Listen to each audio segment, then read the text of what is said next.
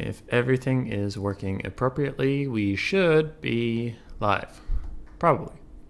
Maybe. So let's check on that. Mute the stream so I don't echo. We should be good to go. How's everybody doing? So, what we will be casting today and what you see on the screen is an army I made up, and I offered people $20 if they could beat it in the fastest time possible, then gave everyone 24 hours, same map, same settings, and went to town. It was a lot of fun. Discord was popping off, and we'll have another one posted after this. I'm still on the fence about whether to post it right away and let it go over the weekend or to wait until Monday, but we will see how we're feeling by the end of the stream.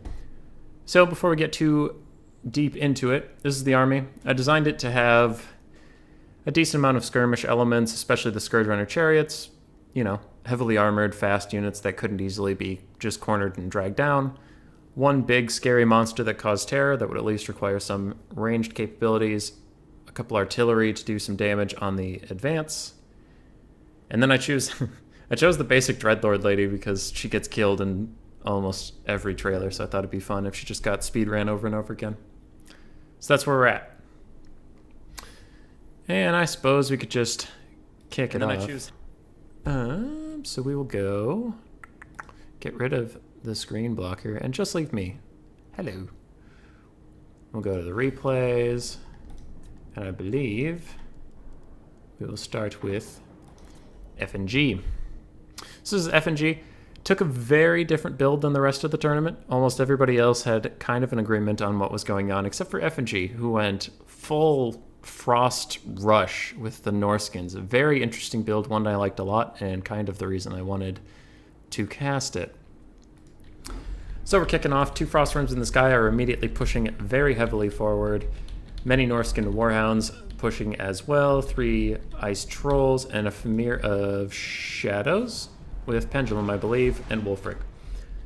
So the idea here is obviously just to surround this and drag them down, but going to use the Frostbite from the Wolves to keep the Scourge Runners nearby. Butcherbird, yes, we are watching everyone because there were so few submissions that we can easily do that. I didn't know how popular it'd be. And an excellent cast going down, just demolishing these troops.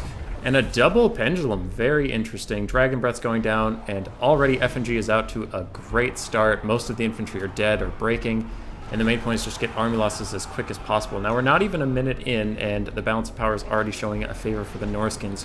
Troll's about to get in deep and start hammering away on people.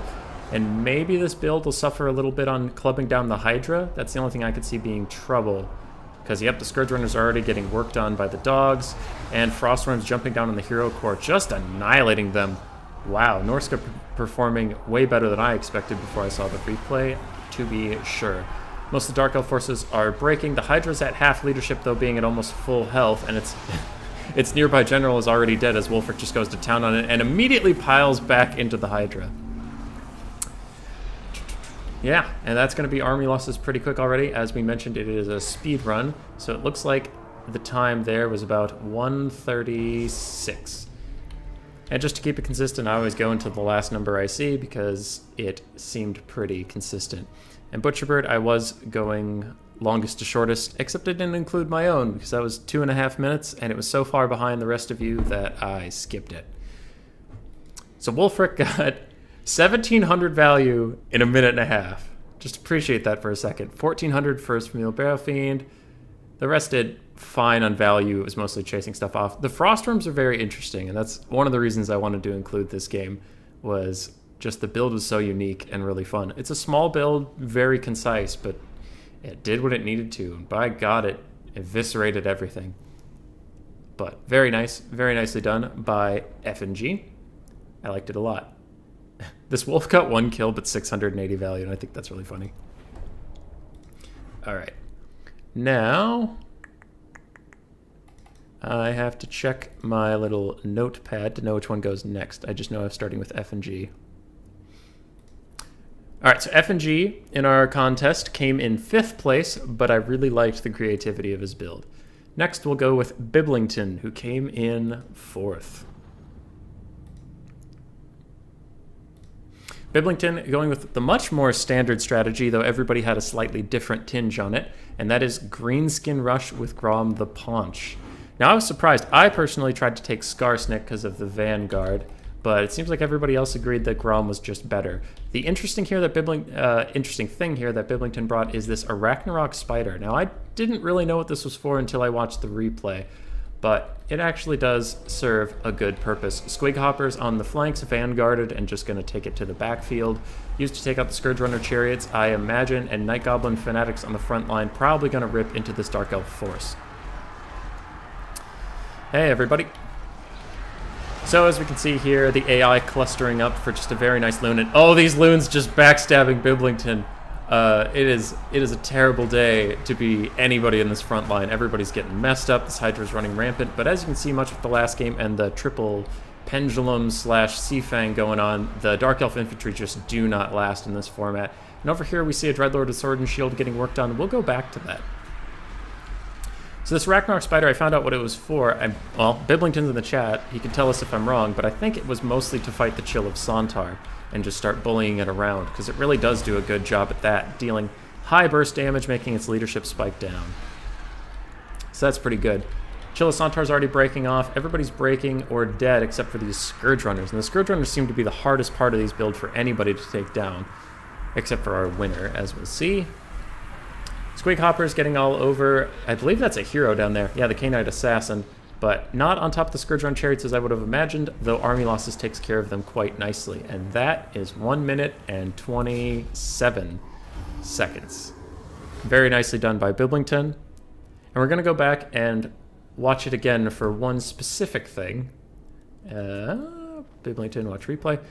Because he messaged me in Discord about this, and I just want to show you all the glory of what's about to go down. I thought it was very funny. So if you watch just his Goblin Big Bosses, they destroy the Dark Elf Lord, and it's very funny.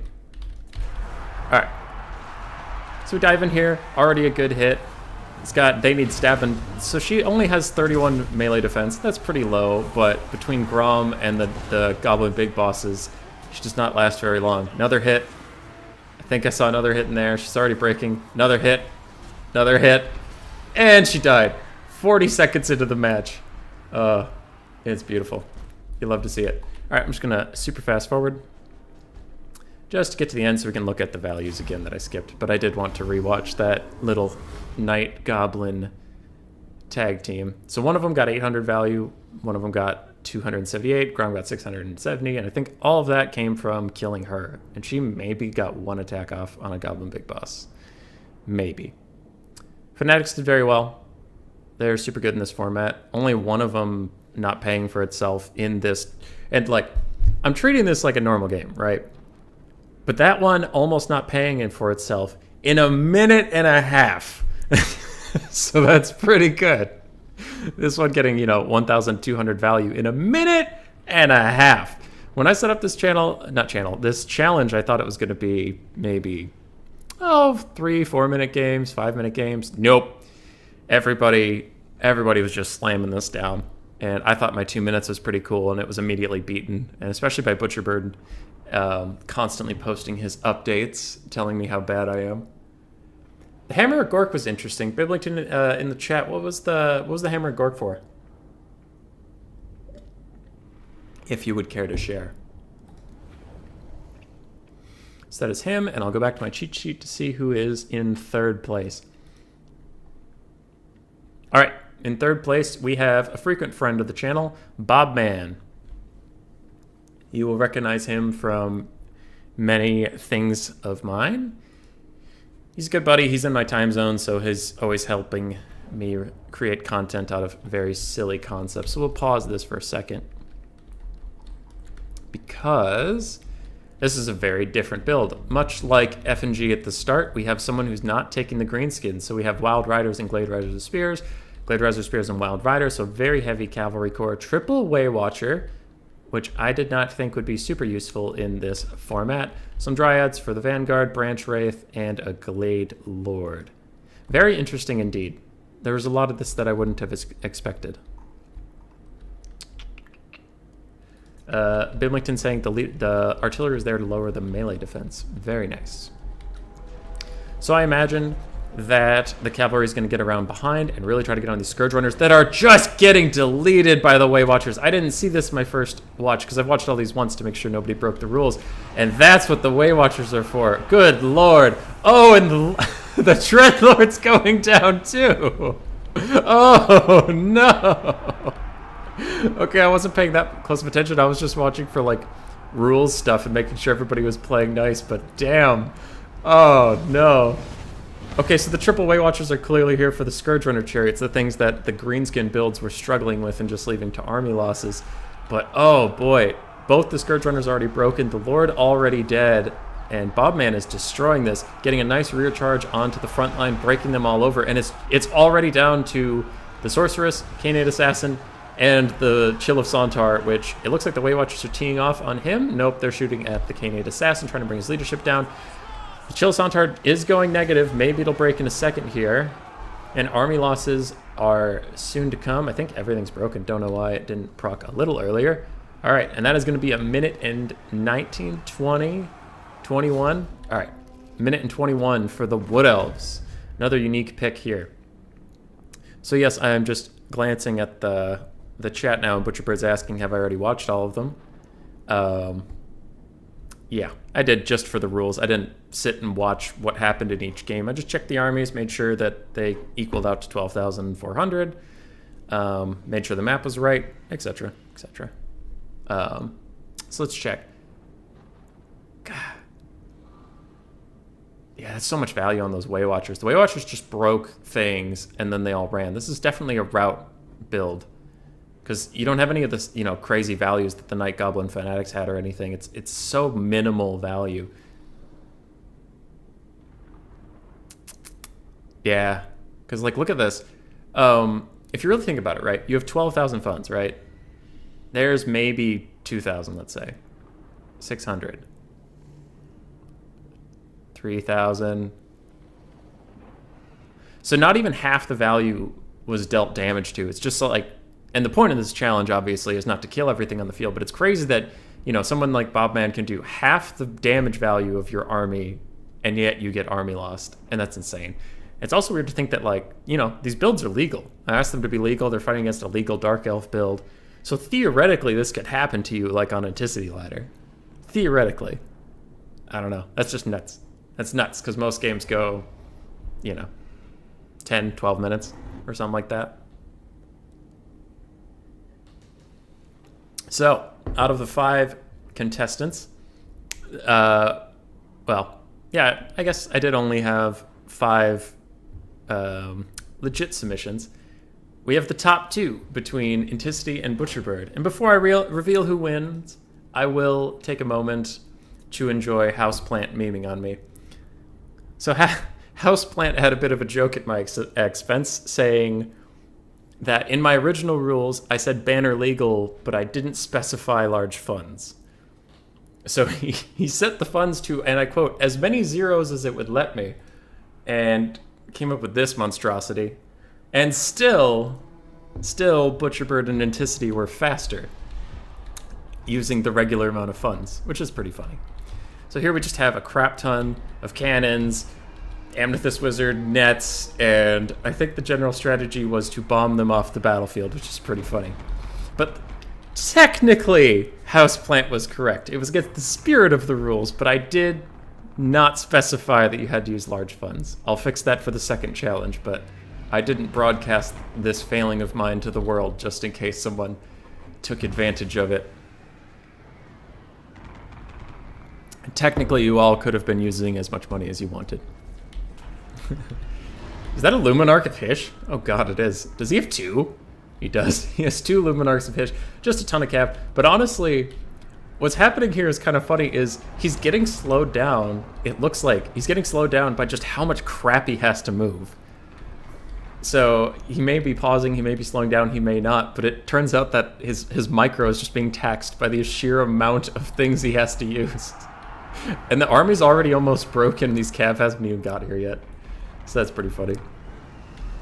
I did, while we watched this insanity, I did consider as some of you may know if you're paying attention on the Discord, also doing how few funds can you bring and still beat that Dark Elf army. But it was very quickly pointed out that a lot of the winning armies would just be Volkmar cycle charging and casting Soulfire Bombardment. And I think most of the things would just be extreme kiting and not fun to watch. So I am interested in that. I just need to figure out how to make it a good viewing experience. And if any of you have any ideas, feel free to DM me. So the Empire units got values. Some. I don't know. There's a lot of them. They did great. But, yeah.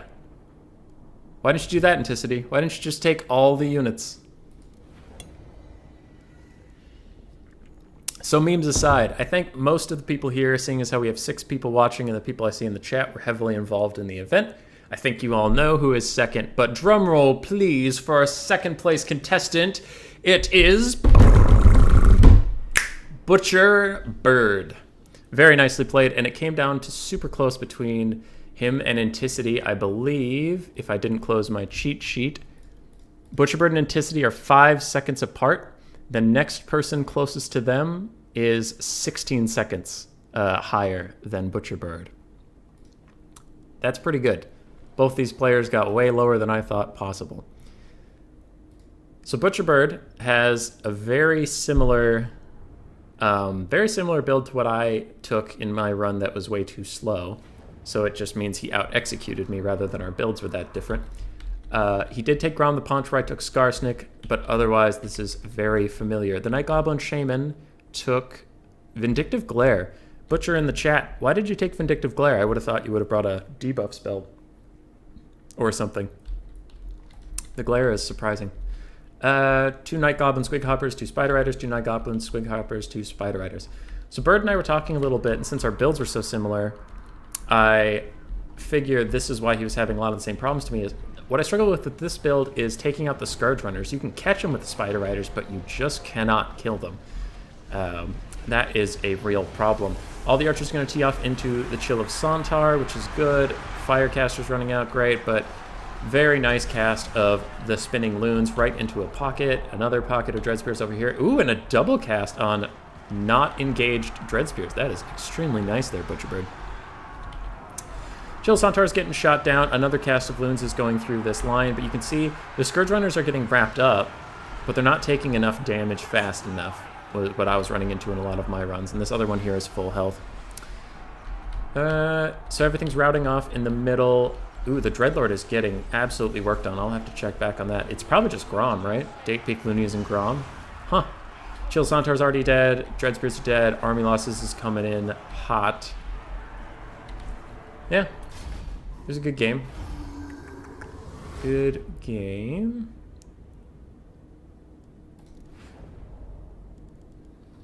I'm just gonna rewatch that because I wanna just follow Grom and see how quickly he did that, because Biblington also had Grom, if I'm not mistaken, but he had 2 Night Goblin big bosses, but that Dreadlord and Sword and Spear, Sword and Shield just went down to Grom, if I'm not mistaken. So I kind of just want to watch what happened to her. She runs through, she runs through. All right, Grom comes in. Gets a decent hit. They need stabbing isn't cast on her or anything.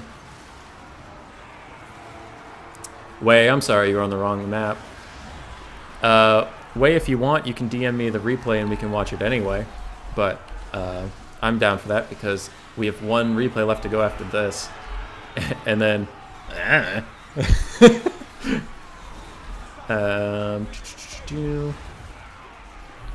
yeah, so it's just Grom slowly beating away on this character. And that makes me wonder where the big boss was. Oh, big boss is over here trying to fight the Canate Assassin. Yeah. So now, stopping to look at the values. Across the map, the Goblin Big Boss actually got more work done than Grom the Potch. All the Loons paid for themselves, Archers. And Butcherbird, did you have Fanatic Archers? Because I had 1. I just had 1 due to money, and I was like, well, might as well. 4 Spider Riders and the 4 Squig Hoppers all doing well. I also brought 2 Pump Wagons. I'm forgetting why I did that. I think they were just fast, but I also wanted to meme a little bit. meme a little bit. All right, the Anticity speedrun, the biggin. Anticity tried really hard in this event and constantly had updates about how to go faster and faster. So let's see. I'm curious what the River Troll Hag had. Again, I only watched this. I didn't watch this and analyze this. I watched this just to make sure no rules were broken. Okay, so she has just Spirit Leech. Not Doom and Darkness, as I would have suspected. Goblin Big Boss with the innate stabbing does seem to be very popular.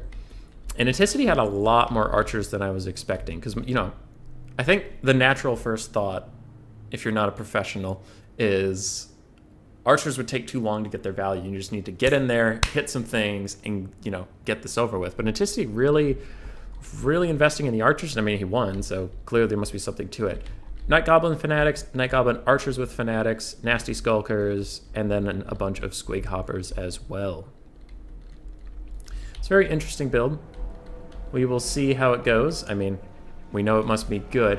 And one thing I did notice while watching this is very interesting. Well, that's a bug. Anyway, what I did watching is Anticity throws his spinning loons very early, where I and most people I've seen wait until you're in combat and then throw the wind spell down the line. Anticity just chucks him out, but it seems like he took so many that he didn't really have to. I mean, he aimed, but he didn't have to wait for them all to cluster up. You just have so many, you'll get through them. But yeah, the Chilisantar's already at a half health because of all the Archer focus fire. He's going to break pretty quickly. Dreadlord with Sword and Shield is just getting bodied, even going to get Spirit Leeched. And Anticity did mention this in our chat, but his strategy to deal with the Scourge Runners was to army lost them. So it doesn't look like he took too much to deal with them. He just killed the rest of the army, and that was that. And you see here that army losses is already kicking in around 55 seconds, but, you know, the game goes on, and it ends at exactly 1 minute. And I would like to think he ended at exactly 1 minute just to prove a point. But again, as I pointed out earlier in the stream, the crazy part to me when you think about this means that these are both banner legal armies. This could theoretically happen to you. Like, Anticity could literally beat you in a minute. Wouldn't that be nuts? Like, wouldn't that be nuts on Turin's, you know, Ever Chosen Invitational or whatever, you know, the best of 5. Oh, it's the Challenger League. Yeah, Eternal Challenger League. Best of 5 at the end could be like 4 1-minute games and 1 minute and a half game. It's just kind of insane. It probably wouldn't happen, but ugh.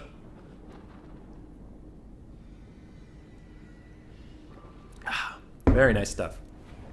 Very nice. So I will be sending Anticity $20 after the stream, but I believe Wei has sent me something fun for us to enjoy.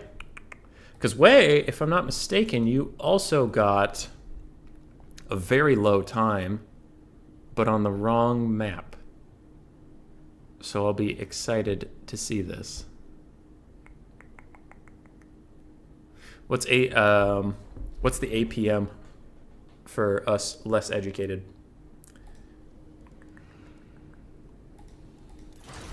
All right, so people kind of coming and going, which is totally fine. And if you do want to participate in this event next time, I'll be posting another one very, very soon. And very interesting. Sorry, I'll be posting another one very, very soon on my Discord. And you can, now, if something not stated in the rules, because it's not stated in the rules, it's part of the point, you can pause the game, you can slow down the game, because what we're more interested in is your strategy, in your builds, the little build iterations. We're not super concerned about who could click the fastest. One, there's no way for me to police you pausing on a replay. I can't do that. I have no idea if you did or didn't. But also, I don't know, it gives more people a shot than just like, it's Aerocrastic and Anticity, and that's it. So, we'll see. So, this is Wei's army, a Skaven rush, very unique. They were a faction I thought of quickly, and I did a Wolf Rat rush, but I, again, couldn't kill the Scourge Runners very fast, so this is interesting. Though Wei was unfortunately under the impression that you could pick whatever map you wanted. So that's a little tricky. Just need to check something. Warp Lock Jazales, Rattling Guns. So we have 4 Rattling Guns, 3 Warp Lock Jazales, 5 Warp Fire Throwers, and a Master Assassin in the front to give, I'm guessing he has the debuff. Yep, Looming Dread to give less missile resist. And then in the back, 2 Death Runners and an Eshin Triad. So interesting, very little melee in this build. It's mostly an artillery murder squad. Artillery, weapon teams, but a different way of playing than most of the other players have. And I would raise more of a stink about Wei having technically 1 too many ranged units, but again, it's the wrong map and we're just watching this for fun because it is a good run. He could easily take out maybe 1 Warp Fire Thrower and replace it with something else, so it's fine. So Warp Fire throwing in, they do very well against clumped up infantry that the AI like to do, and I believe they also give a Discourage aura, which is very good. Rattling Gunners tearing apart everything that moves, and already you can see the Lord is dead. All the front line is just routing off, and it doesn't matter that the Skaven don't have a front line if they don't intend on using it. Death Runners get on to the Reaper Claw Bolt Throwers and just murder them, eviscerate them. It is perfect. Eshin Triads, are these Ikshas? Nope, just Eshin Triads. Walking on Sorcerer Fire, but their leadership is already around half, under half, when just being approached. Scourge Runners getting shot up, but all the infantry are already dead, and I think, Wei, you might also have the most killed units in this tournament, because you didn't leave many alive, my friend. There weren't many left to run away. Very nice. 109, 110. So I believe that would have made you 3rd. But a very nice run altogether. Warp Fire Throwers actually did manage to pay for themselves in that tiny amount of time. Death Runners didn't, but who expected them to? And Warp Lock Jazales did great as well. Rattling Gunners are actually MVPs. I like that build a lot. It's a different way of doing it. Because I took, let's see, go back. Custom. Yeah, it's still on the screen. This was my build for trying to take out the Dark Elf army. I had 2 Packmasters, 1 to run with each group of Wolf Rats, give them leadership and make sure they don't break, and also tear out anything that they get. The Gunner Runners with Poison, I just wanted a source of poison and range damage for the under Missile Fire leadership debuff. And Throt, because he's fast too, and we like fast boys. This build did okay. I think it did 2 minutes, 20 seconds.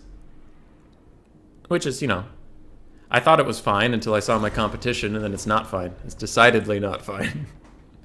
But I had a lot of fun with that. So, the stream's only going to be about 30 minutes long.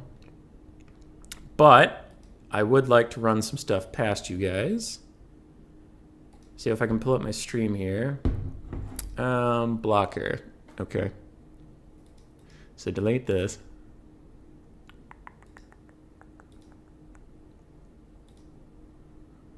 And then, one second. Media, challenge 2. All right. So this is what I'm thinking for challenge 2.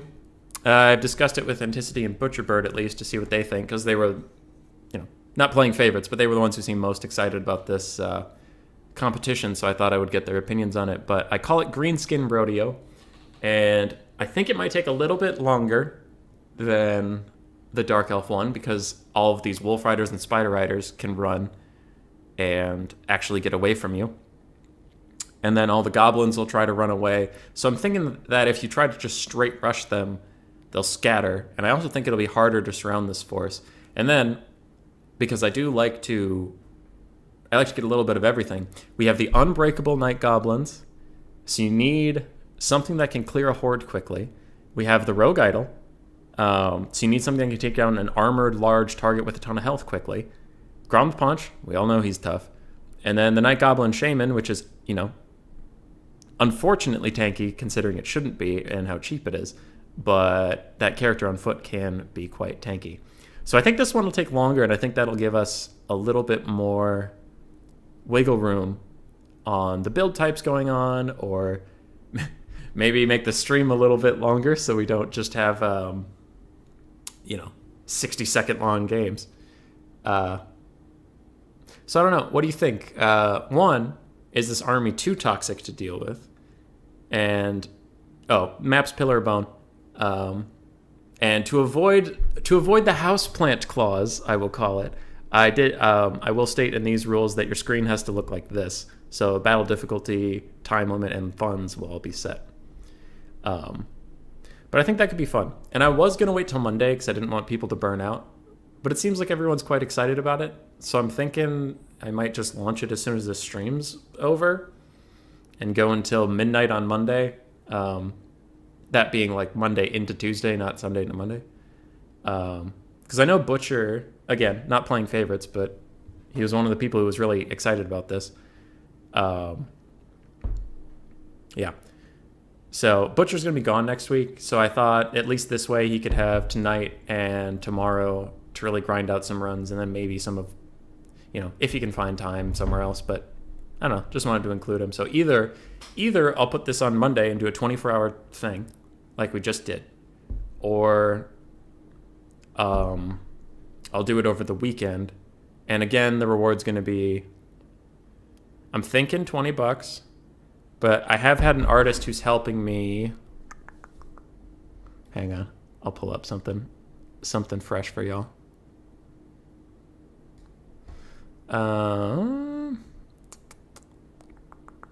Man, if only I was better at this. All right, media files. There we go. All right, so the artist that did this image for me, because I'm getting some YouTube thumbnails, I was thinking about offering his services, I guess, to give someone one image for like, it has, I'm thinking like a small image, so it's either for your Discord profile, or I could make it an emote on the channel named after whoever wins, and you get to pick the subject matter, and then I'll just pay him instead of you. Because that's usually around $50 or $40. Because if I just opened it up to, he'll paint you whatever you want, if you do like a full-sized cinematic image, it's like $300. So that's kind of But I was thinking about offering that up as a prize. We'll see. I'm seeing that Wei is not fond of the Unbreakable unit in the army. I could see that. I could see that being a little tedious because the whole point is to do it as fast as possible. And it's like, yeah, I got army losses. Now I just need to RNG some goblins. So I might take the ROR goblins out. But anyway. So I'll wait for the stream to catch up and see what people think of those thoughts. But I could also post a poll on the Discord. I don't know. We'll see.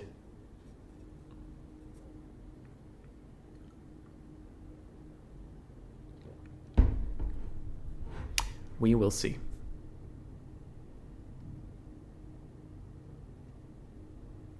Ooh. I would have to talk to Anticity, but it could also be fun. Well, there's nothing in it for him. I was thinking a double or nothing where, if the winner of a speed run forsakes their prize this time, the prize pool for the next one is double, but then what does Anticity get out of that? Nothing, Because if he wins, he gets $40, but if he had won both anyway, he would have gotten 20 and 20, so he would have gotten it. Yeah. William Crotus also making a good point that the Unbreakable unit might want to wait. That could actually... I've decided I will take that unit out, but that could be a fun challenge where it's like a Dwarven army of like all Slayers, Giant Slayers, Ungrim Iron Fist, maybe some gyrocopters and stuff, and it's less about breaking the army and more about how fast can you kill everything. Because we saw like Wei's army here killed way more stuff than most of the other builds did. It was much more focused on just decimating them.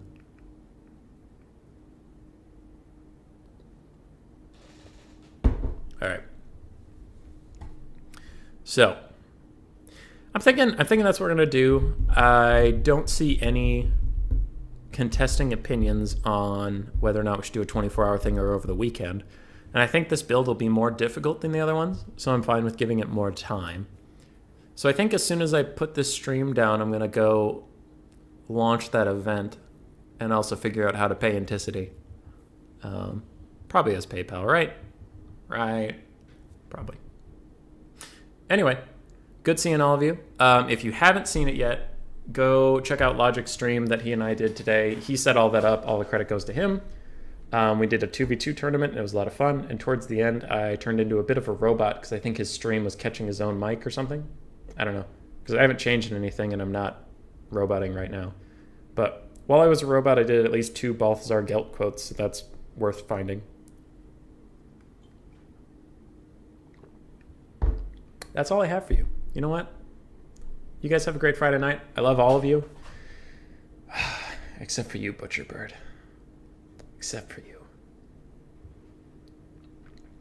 Oh, also I was using the face cam. But ciao.